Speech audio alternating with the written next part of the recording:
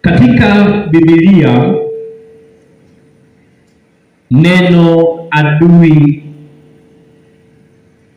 limetajwa mara 237 katika Agano la Kale na katika Agano Jipya. Lakini cha ajabu ni kwamba hili neno adui limetajwa sana katika Agano la Kale kuliko lilivyotajwa katika Agano Jipya. Na cha ajabu zaidi ni kwamba aliyelizungumza hili neno adui mara nyingi sana kuliko watu wote katika Agano la Kale alikuwa ni Daudi. Daudi ndiye alikuwa mtu pekee ambaye kutoka kwenye Zaburi, kutoka kwenye historia ya maisha yake alitaja sana neno adui, adui, adui kuliko watu wote katika Agano la Kale. Kwa hiyo kama kuna mtu ambaye anaweza akatuelezea maana halisi ya neno adui, basi tumfuate Daudi, kwa sababu Daudi ameongea mengi sana kuhusu adui. Daudi alikuwa na maadui kiasi ambacho ukisoma kwenye Zaburi ya 69 mstari wa 4, Zaburi 69 na mstari wa 4, Daudi anaelezea maadui aliyokuwa nao. Anasema hivi: wanaonichukia bure ni wengi kuliko nywele za kichwa changu. Imagine, Daudi hakuwa anaongea kwa ufunuo hapa. Zaburi ya 69 mstari wa 4, Daudi alikuwa haongei kwa ufunuo. Daudi alikuwa anaelezea uhalisia wa maisha anayoyaishi. Anasema, jamani, wanaonichukia mimi Daudi ni wengi kuliko hesabu ya nywele za kichwa changu. Hebu tuulizane wapendwa, ikitokea tuhesabu nywele zako, hatuwezi kuzihesabu kwa sababu ni nyingi mno.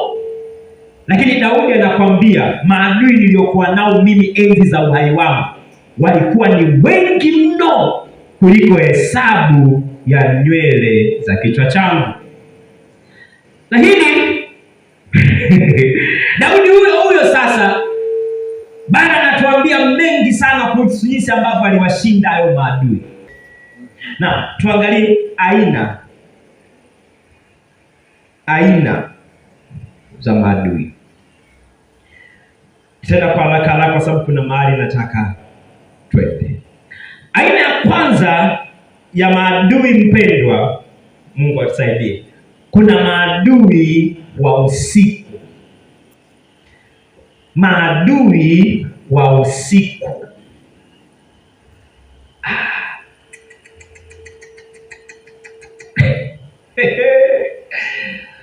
Mtoto Mungu mmeuko mahali hapa.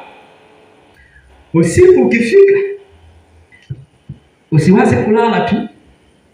Kumbuka hivi, kuna maadui zako hawawezi kukujia asubuhi, hawawezi kukujia mchana, watakujia ukiwa umelala.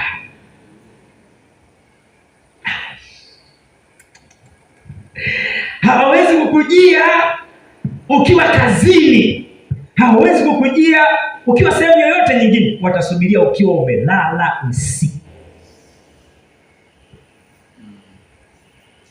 Mathayo 13 na mstari wa 25. Mathayo 13 na mstari wa 25. Angalia, anasema hivi: lakini watu walipolala, akaja adui yake, akapanda magugu katika ngano, akaenda zake.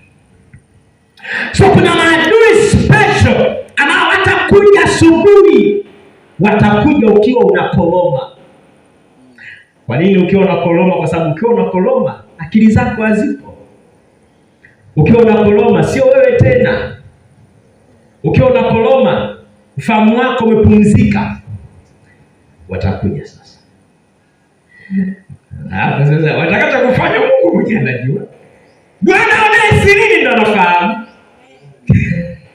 Na maana kuna vitu viwili ambavyo Yesu alivyoongea na kauli hizi zinaendana. Yesu akasema hivi.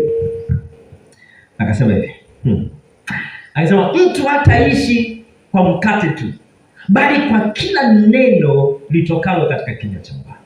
Lakini Yesu akaongezea akasema hivi, mwanadamu imempasa kumwomba Mungu siku zote, wala asikate tamaa.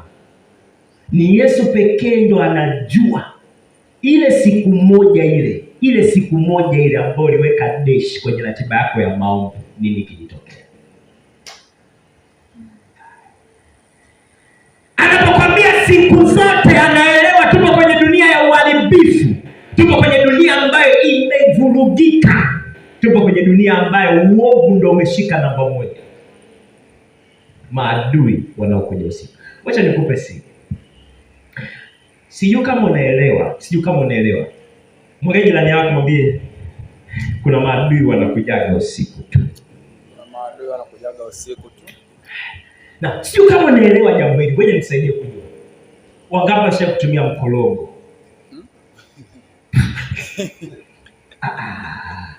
Wangapi washawahi kutumia mkorogo? Na kusema mkorogo simaanishi wangapi washawahi kutumia chochote ambacho kinaweza kikabadilisha. Wacha nitoke kwa sababu hapa kanisani hayupo. Sisi wote hapa tumeokoka. Na mkorogo ni aina ya cosmetic, na hii mikorogo hii inaweza kubadilisha rangi ya ngozi yako ukafanana, hata kama ulikuwa mweusi kama mkaa ukawa kama mzungu kabisa. Alafu mabadiliko ya mkorogo huwa hayatokii. Kuna mtu ambaye ameshawahi kujua yale mabadiliko yanatokea saa ngapi? Unaona, unapaka tuendelea kupaka tunabadilika, lakini unajua umebadilika saa ngapi? Kuna mtu hayupo anayetumia mkorogo, hayupo na hawezi kuwepo. Yaani wewe unapaka lakini unajua unabadilika saa ngapi? Na wala hayana masaa maalum kwamba saa 6 ndo rangi yako inabadilika. Na ndo dunia ilivyo. Mabadiliko yetu sisi wanadamu huwa hatujui yanatokea saa ngapi. Lakini tunaamka tunakuta maisha yameshabadilika. Kwa sababu dunia maana yake ni mkorogo, cosmetic, cosmos. Kwa hiyo dunia inaweza kukubadilisha wewe ukiwa haujui saa ngapi umebadilika. Kila unapoenda kulala na unapoamka kuna vitu viwili huwa vinatokea. Unakuwa umebadilishwa au umebadilika, na wewe mwenyewe hujui. So maadui zako ndio wanafanyaga hiyo kazi ya kukubadilisha usiku. Nasikia hasira leo. Kila adui wangu wa usiku atakapokuja anase katika jina la Yesu. Si kama naongea na mtu mahali hapa. Naona watu hawana maadui hapa, hawana maadui. Mwongee jirani yako, inaonekana kama vile hauna adui yoyote. Mwongee tena, mwambie inaonekana kama vile hauna adui yoyote. Kweli inaonekana wote hauna maadui hapa. Sawa, wacha nihubiri kwa ajili ya mchungaji wangu hapa. Haleluya. Si kama naongea na mtu mahali hapa. Sema, Baba, katika jina la Yesu, chochote ambacho maadui zangu wa usiku walikifanya dhidi ya maisha yangu, leo ninabadilisha walichonibadilishia katika jina la Yesu.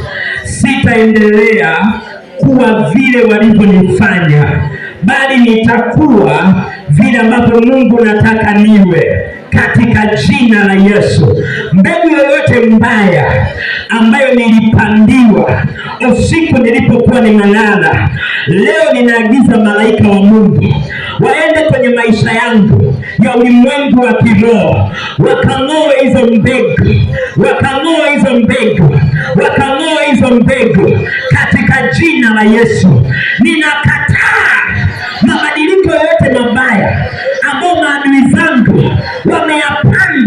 wakitegemea siku moja nitakuwa kama walivyopanga. Nakataa, nakataa, nakataa, sitakuwa kama wao walivyopanga. Oh, asante Roho Mtakatifu.